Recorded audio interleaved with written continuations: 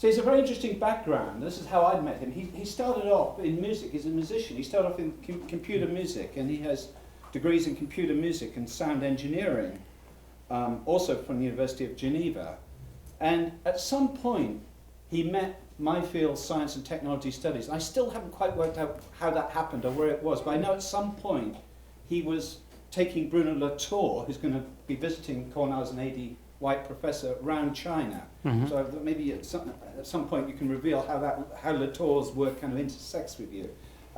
He's the author of this book, just out of MIT Press, called Waves and Forms, Electronic Music Devices and Computer Encodings in China. And I think he's going to be mainly talking about this book today.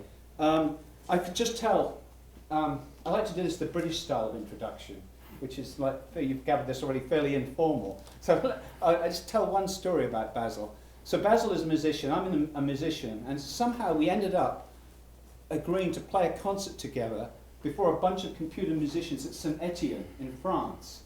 And we never played together, we'd exchange files. This is how you do this stuff these days. We exchange files. He's a laptop musician, I play analog synthesizer. We got invited to perform at this conference. And I had never transported, I have Moog synthesizers, I never transported them across the Atlantic, and that was a huge mistake. I never let US Airways, in fact, US Airways don't exist anymore, but the synthesizer arrived in Paris with half the knobs gone. We took it down to St. Etienne, and it was one of those things, we're actually on the phone to the Moog company, half an hour before the performance, desperately trying to get this Moog Prodigy synthesizer to work. We couldn't get it to work, so someone lent me another vintage synthesizer half an hour before the performance, which we'd never played with together.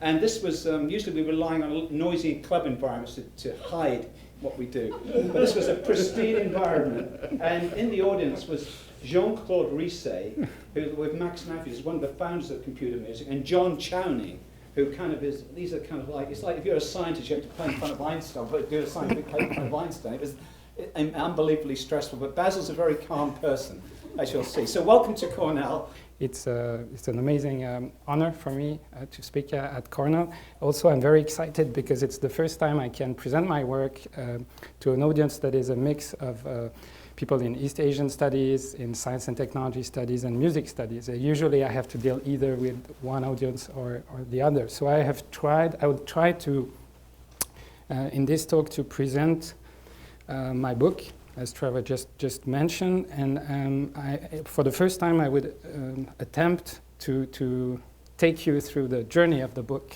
which is a theoretical journey with many case studies. So of course I cannot present all of them, but I would like to present a couple of these case studies. And then I will focus on actually the second point on the list you see here, which is the main concept of the book, which I call the waves and forms. There's another argument in the book about the crisis of humanities and the future of Asian studies. I will not speak about that, but if you want to hear about this story, this argument, we can do it during the Q&A. So what is the book about? It started with a question. I would summarize as what happens when a technology is designed in one culture and used in another. It came up when I was traveling to China as a Chinese studies student, and I was struck by the fact that the computers, the mobile phones, all this technology that we were using in the West were actually the exact same technology Chinese people were using in China. So I started to wonder if there was something interesting to do about that. And at some point it kind of mixed up with another question, which is what's the difference or what's going on when you have an object moving from one country, from one place to another, or an idea moving from a place to another. So very quickly, give you two examples. It's not I have case studies on that, but just to illustrate those two questions. This is my mobile phone I had in China 2003, 2004. I don't know if there's anyone interested in industrial design. I love this phone. I find it beautiful. One of the reasons why I took pictures of it. But what was striking for me was the simple fact that the interface is very obviously designed for people who speak English. You have the Roman alphabet on it, but actually we were using it to enter Chinese characters. So this we could say is an instance of an object that was created in one culture, used in another, and maybe manufactured in China, maybe not, but what's going on with this? What can we say about that? This is a very different situation, 2010. I took this picture of those two Chinese customers. They didn't know I was taking the picture, actually. You don't see their faces, I think that's okay.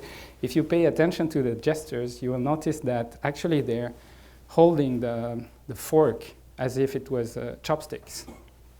So it's a case of something we could call the technology that actually gets embedded in the human body. You've been using to some tools, then you move to other tools, but actually the habit travels with you.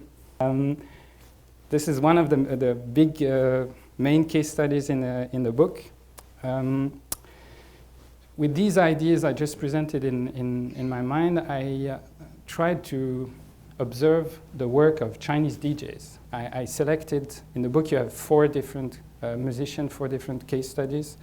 And I thought because DJs, I wasn't very familiar actually with the work of DJs. I've never actually, although I studied electronic music a lot, I've never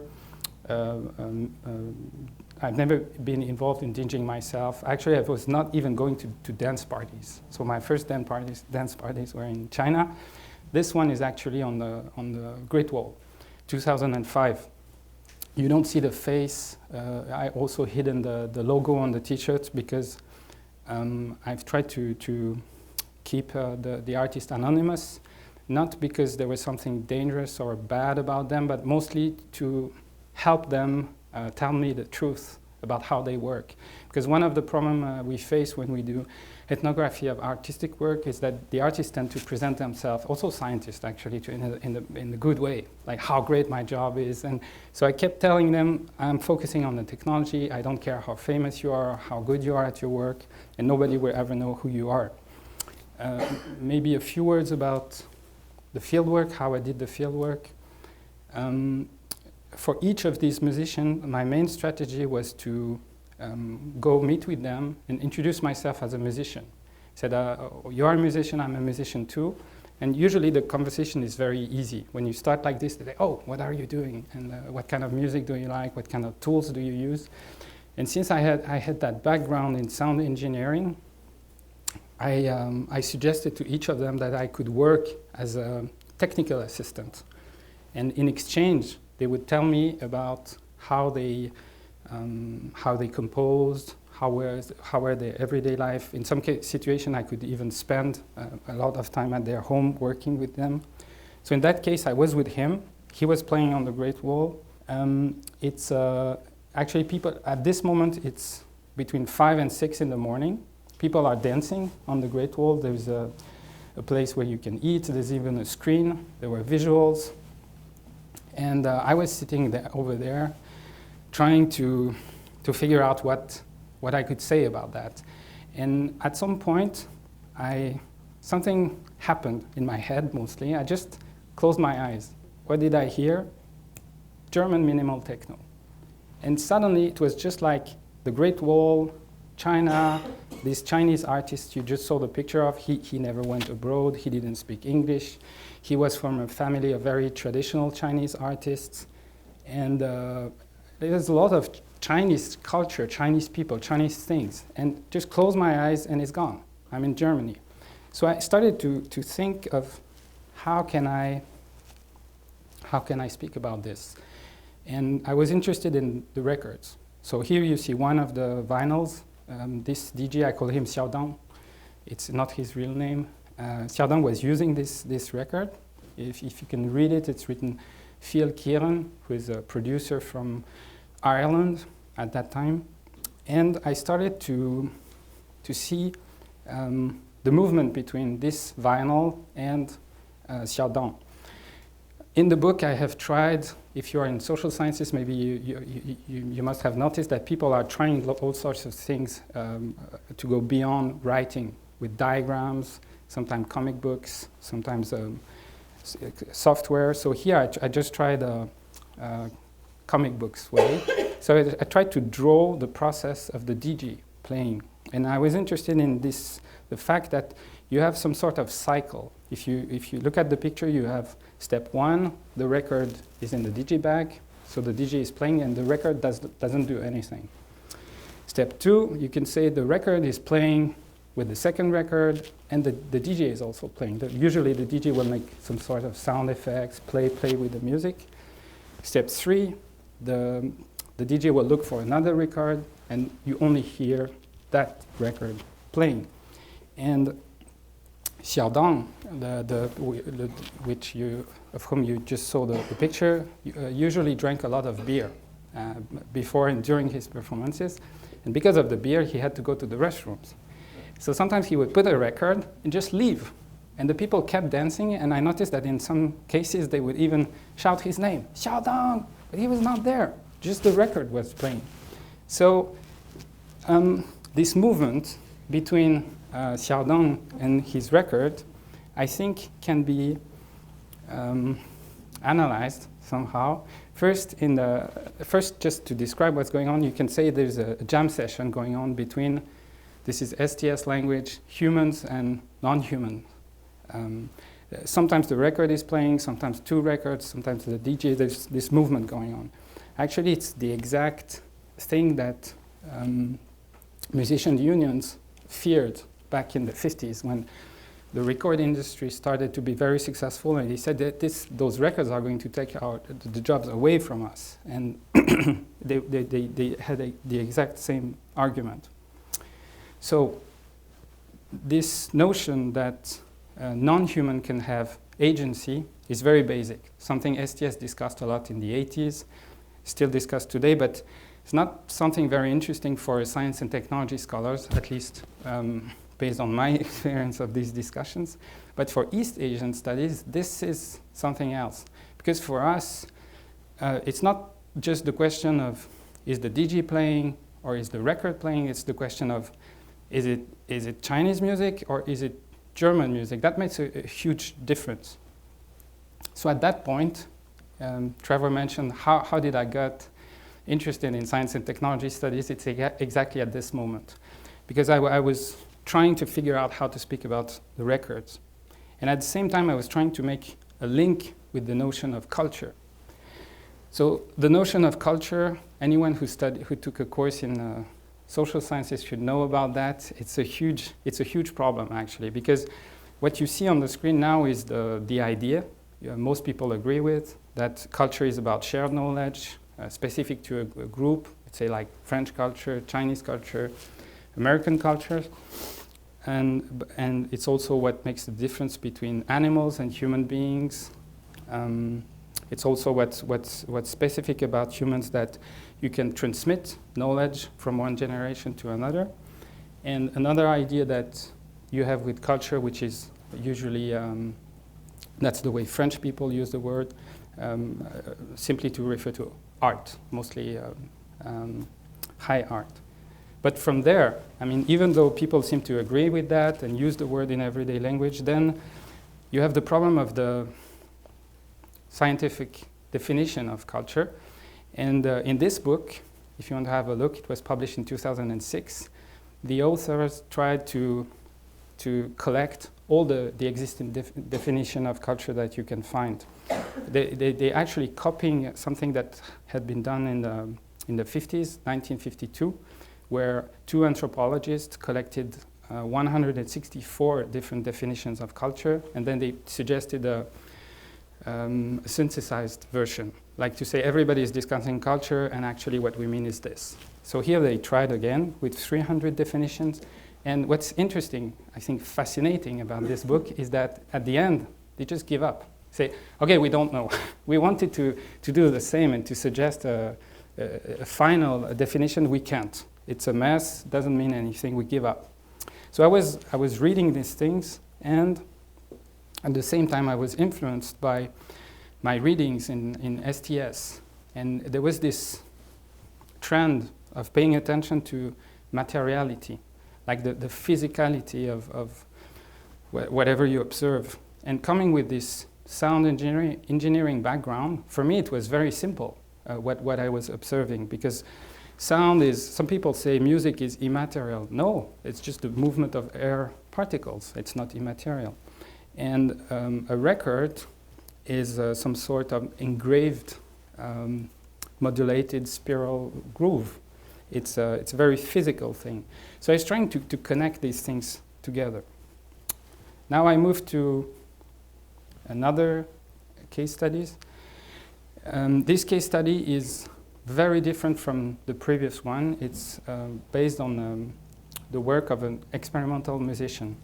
Here you can see him again with his face hidden.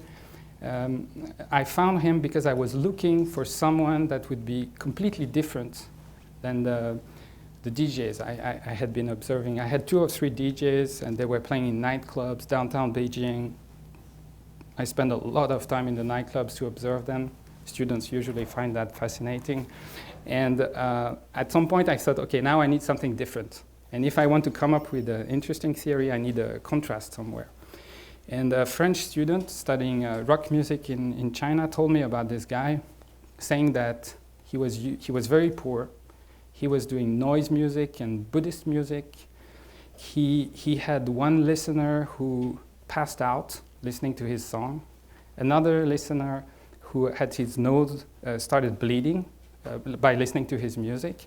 He was using a computer with the operating system in Japanese.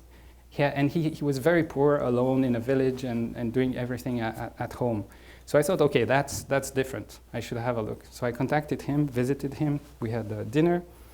And I started to, in the same way with the other guys I observed, I suggested I could work for him as a sound engineer.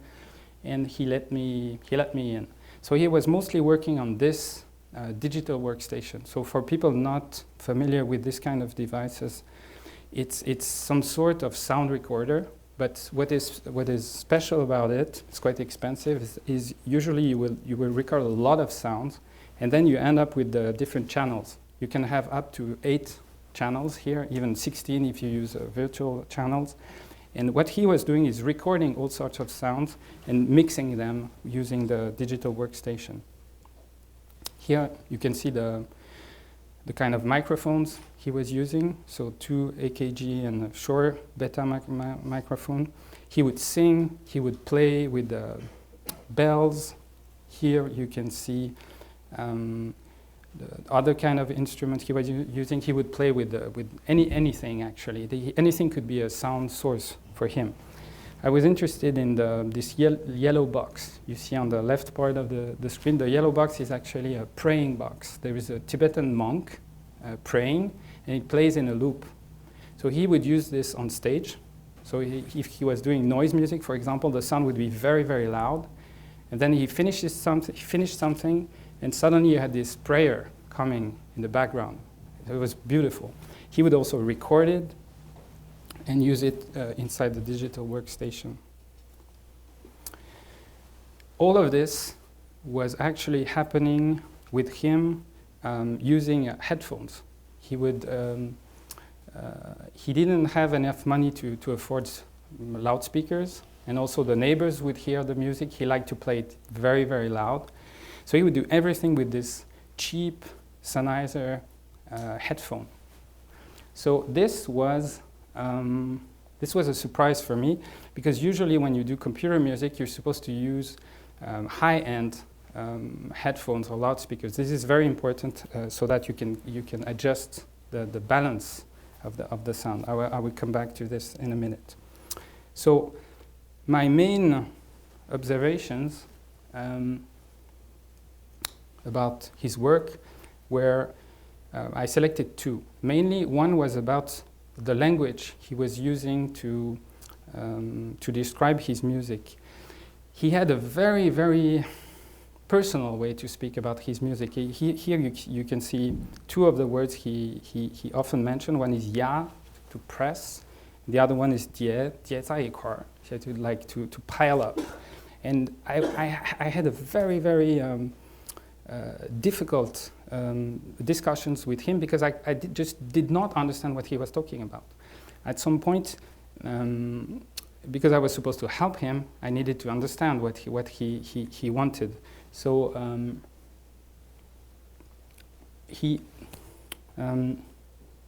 maybe just before we listen to it, we will listen to it in the music. I tell you how I eventually understood this. I should mention I understood that 6 years later, after the research, by reading this famous book of Jonathan Stern called The Audible Past, where Jonathan Stern is a professor at McGill University, and he was discussing the history of sound before sound recording, and he was talking about analyzing when doctors started to use stethoscope to listen to the heart, to work on heart diseases.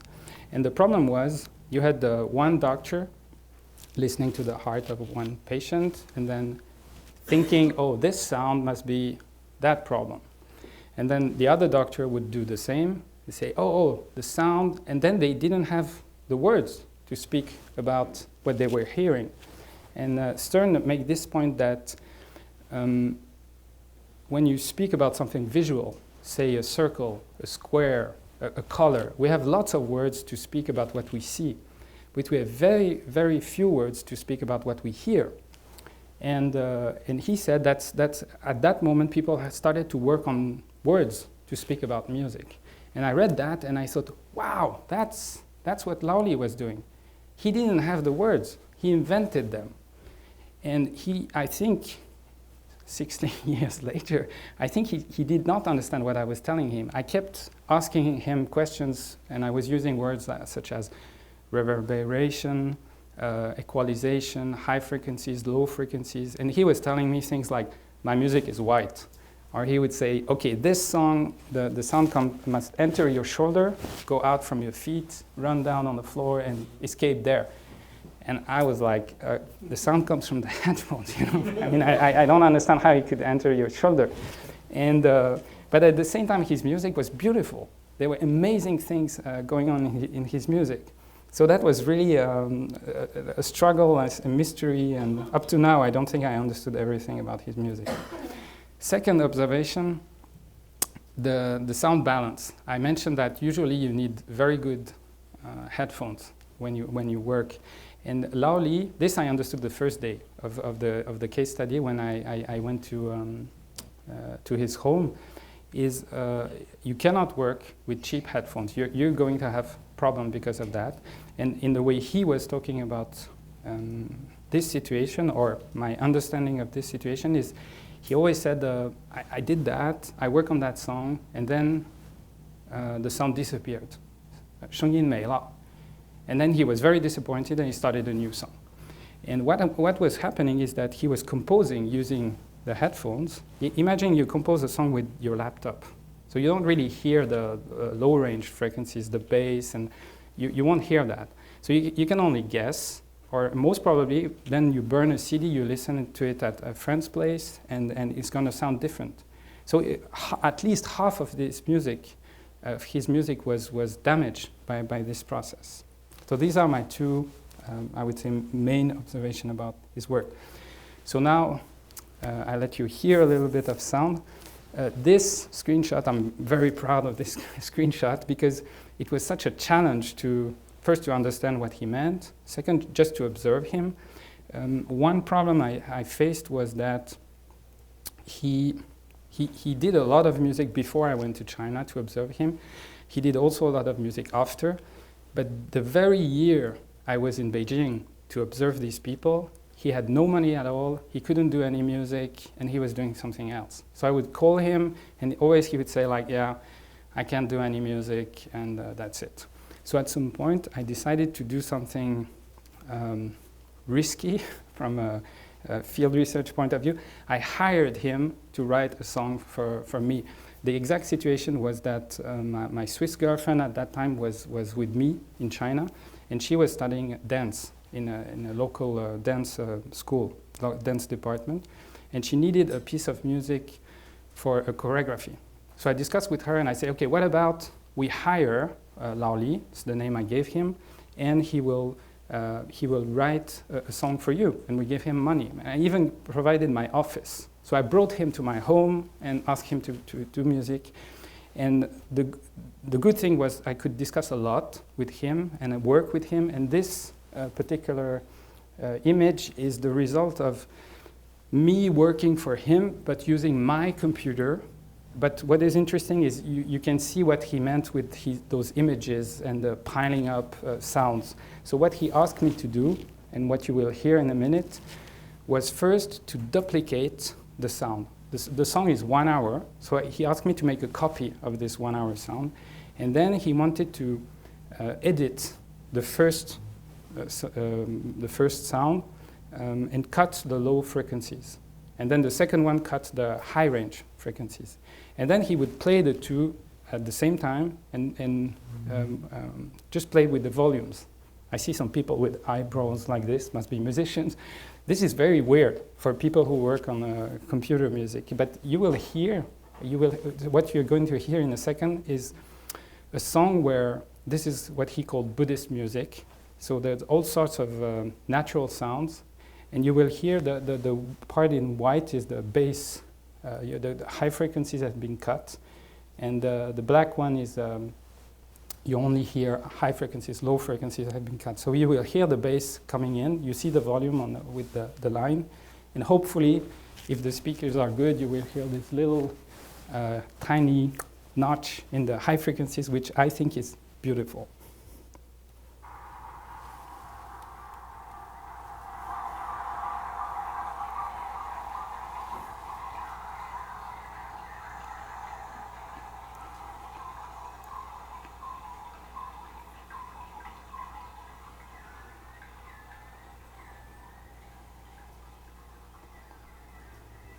This is the bass.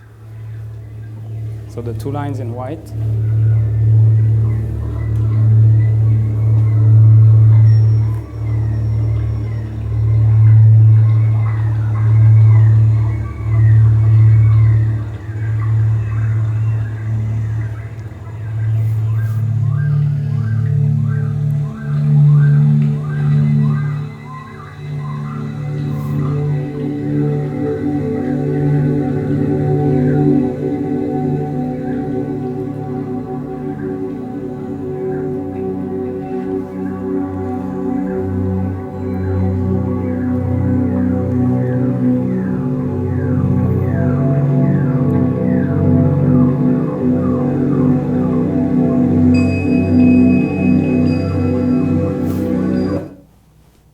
Okay, so I hope you get the feeling. This is very intriguing for me as a musician.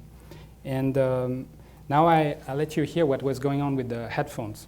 So the headphones, I have a recording. What I did is I used a very specific microphone which you can put in your ears. It looks actually like earphones, like what you have with your smartphone or iPod. But actually it records whatever you hear. And the good thing is I could put this in my own ears and then listen to his music with his headphones and listen to his music with other headphones. So this is part of the song he composed for us with his own headphones.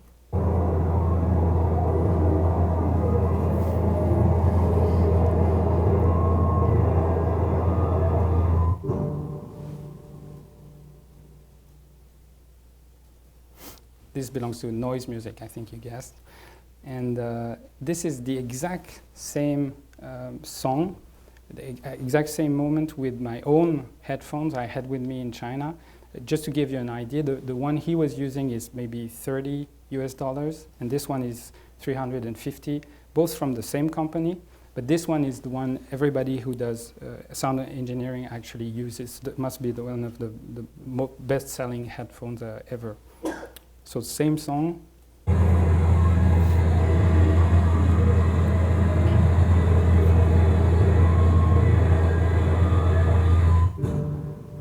So I think you could hear it very easily.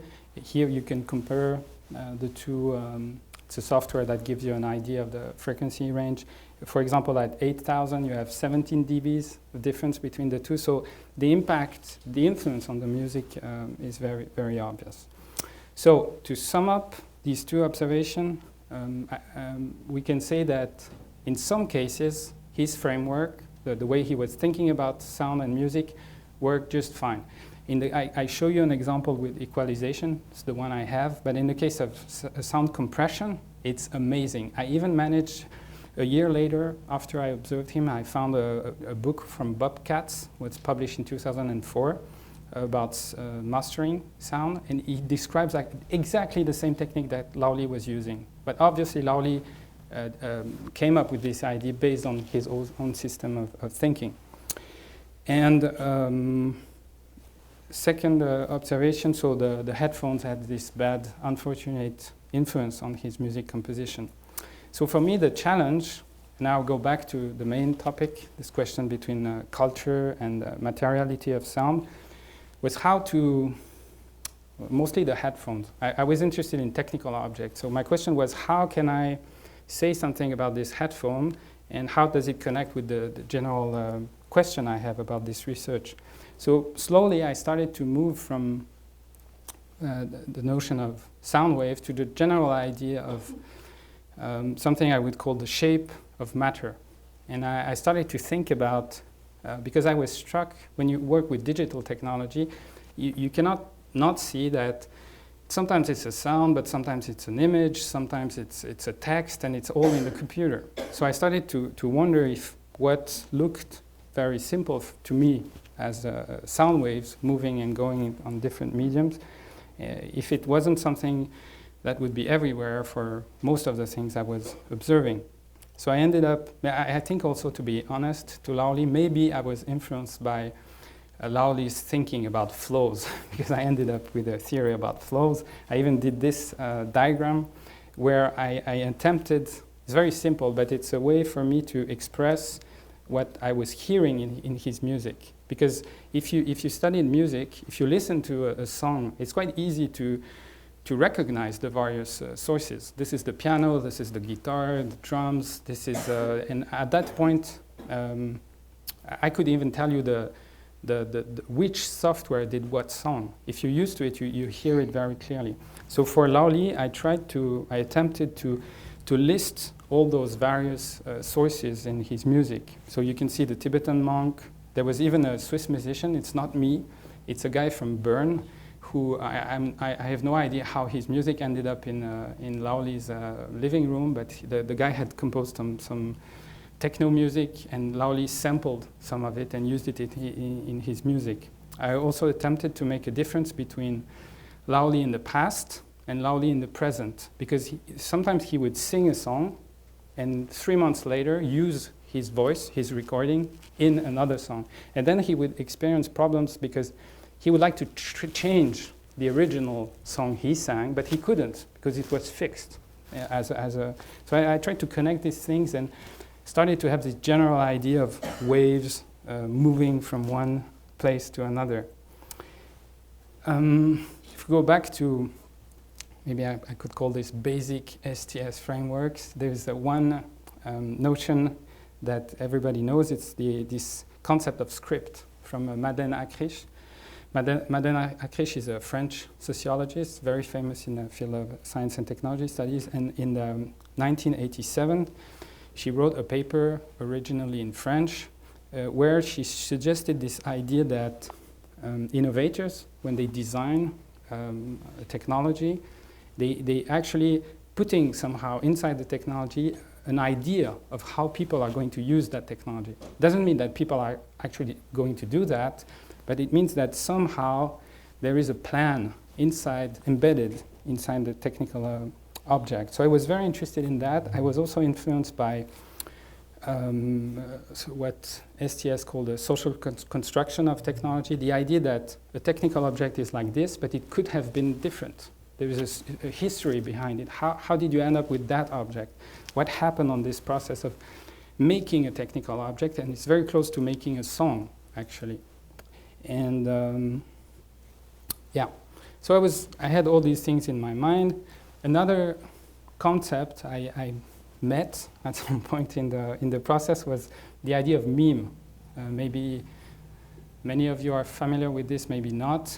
Memes are Today, the way people use the notion of meme is, for example, if you have a cute little cat, you make a video recording of the cat, then you put it on Facebook, everybody likes it, they share it, everybody, like 1 million people are looking at this video of the cat, and people would say this is a meme.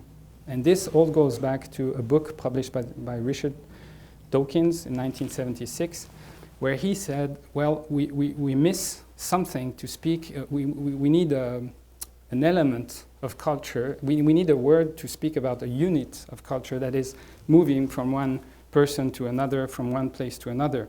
He wrote that, and people got very excited about this notion of meme, and up to now, it's even in the Oxford Dictionary of English.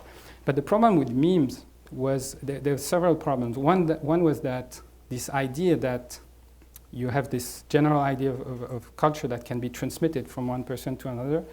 This is the work of anthropologists. And Dawkins, I think, never opened a book of anthropology in his life. He doesn't quote them. And so anthropologists were really, really angry with that and never accepted his suggestion, which was actually in one of the last chapter of a book on something else. So it was a bit random. Another problem was that the notion of meme speaks about something that doesn't change. You have, let's say, the song Happy Birthday. It's here. Everybody starts to sing Happy Birthday. The song Happy Birthday is moving from one place to another, but actually it's changing on the way. If it goes to France, then they sing it in France. So how do you speak about change? And the notion of meme doesn't say anything about that. Last problem was, what is a meme made of? It's very nice to say that something is circulating, but what is this thing that is circulating? So at that point, I had no choice but to go look at the whole history of the concept of culture and trying to see if I had a way out of how to speak about my observations. And I ended up, so I'm going to go very quickly through this. We could spend hours on that, but basically my understanding is that most people don't use the word culture first in the academy. Some people would say you always have this opposition between singularities, things that are unique, very specific, and what you would call regular patterns. And you're trying to find laws of how these things repeat themselves. So some people focus on symbolic content. That would be like Clifford Geertz. And you're trying to, you base what you're doing on interpretation. So you produce a discourse. Some people call it, Clifford Geertz called it thick description. I think many of you must have heard about that. But you accept the fact that actually you're not looking at something that is, that has a regularity or something that you can seize. This would be one. The solution two is what I read in British anthropology. British anthropologists usually say, no, many of them at least say that culture should be understood as part of the social. Okay, so then what is the social? That's another question. But they like they have this perspective that you have all the social world, interactions between people, things, and you could say that in that case, this group of people, say the French, you have the British there, so they have these patterns of interaction that are specific to this group, and this is what we call culture.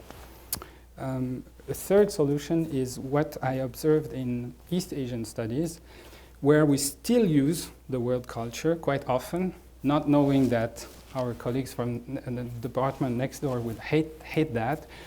But we still, we try to make clear what we are trying to describe with this word. So the usual procedure is to start by problematizing the notion of culture. So we start to say, yes, we know, this concept is messy, nobody agrees, it's a problem. But in my paper, I'm going to speak, say, about the farmers in that village, and I will call the specific habits that they have, I would call this the work culture of this group of people.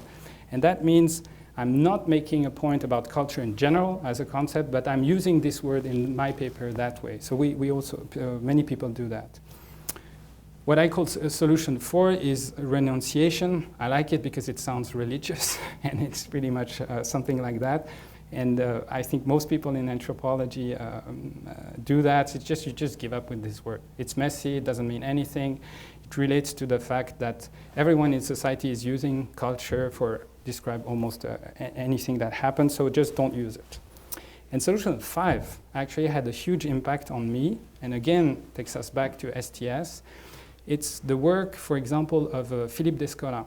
Philippe Descola is a professor at the Collège de France, and he's an anthropologist.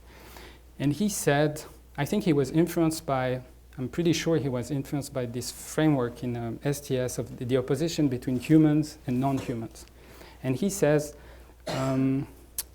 this idea of culture is actually a very Western thing, because we consider in the West that everything has the same physicality. Everything is made of matter. Imagine you have a tree over there, or the chair, and me. Me, or the tree, the wall, we all made of atoms, of matter. But we don't have the same interiority. Only human beings have emotions, for example.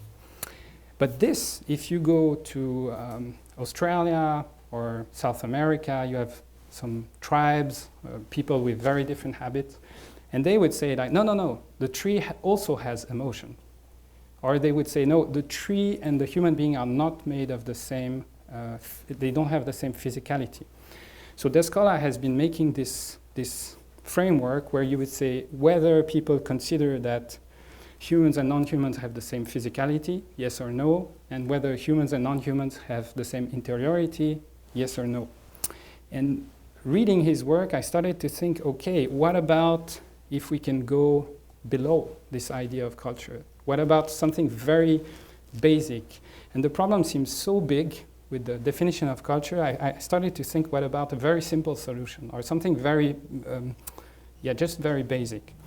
And I ended up going back to the roots of Greek philosophy with this idea of the shape of matter. So I've been working hard to find a very simple illustration of that. I think if you imagine you have your hand, you put your hand in the sand, then you put your hand on modeling paste, you can say that the shape of your hand is actually traveling from your hand, circulating, transmitted from your hand to the sand, from your hand to the modeling paste. And then from that, I tried to come up with basic movements of this transmission of shape. I found 3. I would say when first possibility is whether the shape is conserved. So you put your hand in the sand, you say that actually the shape moved from one place to another, there's a conservation of the shape. Possibility number 2, a shape can be created from nothing. This is actually what you see on the cover of the book, where you have those sand castles. If you pay attention to the cover, you will notice that it's the same place. The idea is you have a pile of sand, and you make one castle, and then you destroy it, and you make another castle. And I was interested in the fact that actually you can create a shape, so this creation of something, but you can also have dissipation of a shape. So why am I going in that direction? I will make a quick comparison with this very famous of Lavoisier. I'm using it mostly because I assume everybody studied it at high school, so everybody should know about this sentence.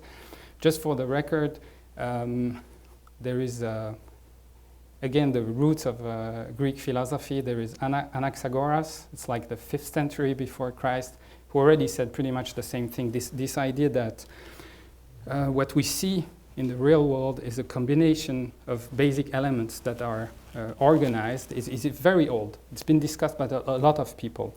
And actually Lavoisier didn't even said that sentence. He wrote something much longer, but usually we summarize it for textbooks in chemistry, whatever.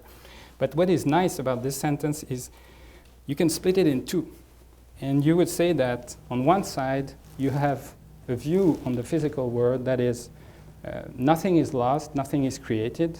So this is what classical physics understand about atoms, right? Something that is very unique. And on the other side, where everything is transformed, there you can have things that are created or lost or conserved. This is another diagram. So the framework I came up with has this opposition. One side, matter and atoms. So you'd say atoms are lower level unit of matter. And on the other side, you have shape and waves, waves being the lower level of shape. And what is interesting for me is that in the first case, things cannot be at two different places at the same time. You have unique entities, they cannot be lost, they cannot be created. And on the other side, you have very different movements. So I'm almost finished. I came up with these definitions. It's quite abstract. I apologize for that. So first, the idea that we need something, and that will enable us to speak about changes in those kind of observation I discussed until now. We need a lower level unit of shape. That will enable, and I call this a wave. And this is what was missing until now. Second word, circulation. This is actually the way many people use that word now to describe when a shape is actually moving from one place to another. And the third one, which is the most difficult and abstract one, I didn't discuss it in detail. It's the link between the upper part, which is very much natural science-like, and human beings. Because if you think of this castle thing, let's say that the castle is here. There's sand, there is the castle. I take a picture, put it in my computer, put it on the screen. And then I say, oh, it's the same castle. Actually, it's actually not at all the same thing. You have pixels on the screen, and you have grains of sand. So how can you say it's the same thing? It gets even worse if you go into the details, because I see this castle, but actually I don't see the other side of the castle. So does it include, when I say the castle, does it include also what I cannot see? Yes or no? So I think at some point, if you want to use this idea of shape of matter, of waves, at some point you need to jump to something that is relational, that connects with this amazing ability of the human brain to identify shapes and to label them in order to do something with it. So I will end up with a simple example. I could go back to the music studies examples, but it gets too technical. So I will try to use one that everybody knows. Actually, it happened to me. I had my iPhone, it got stolen in a bar, never found out who it was. And I bought a new one, put the backup, and my phone was back. I had the same phone. But that was very striking for me.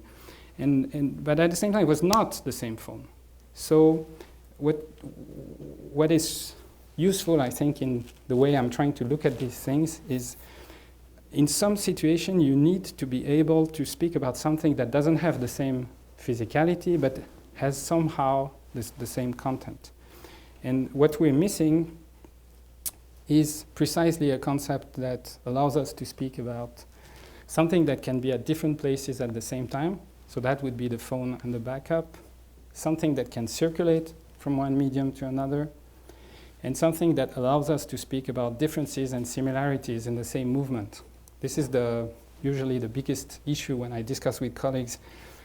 I found recently the best answer would be, is it the same thing? No. Ask again, is it the same thing? Yes. Both are true.